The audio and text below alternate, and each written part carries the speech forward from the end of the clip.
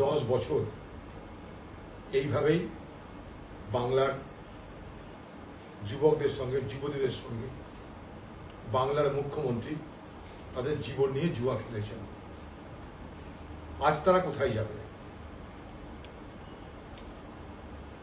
গোটা বিষয়টার মধ্যে যদি আমরা যাওয়ার চেষ্টা করি, যে কোনো ব্যক্তির পক্ষে তার জন্য কোনো পারদর্শী হতে হবে না।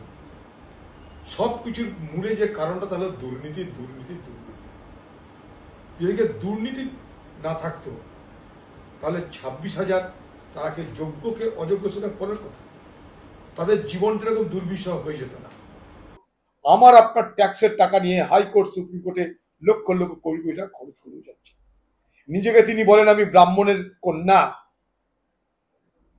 আজকে সেই ব্রাহ্মণ কন্যা এই সমস্ত যুবক যুবতীদের পিন্ডি খেয়ে বেঁচে থাকুন, কারণ আগামী দিনে তাদের মধ্যে কে কোথায় যাবে জানি না। এই হতাশা থেকে, এই অবসাদ থেকে তারা কোন পথে এগোবে আমার জানা নাই, কিন্তু আমি শঙ্কিত। এটা দারুণভাবে প্রভাব পড়েছে বাংলার সমাজে।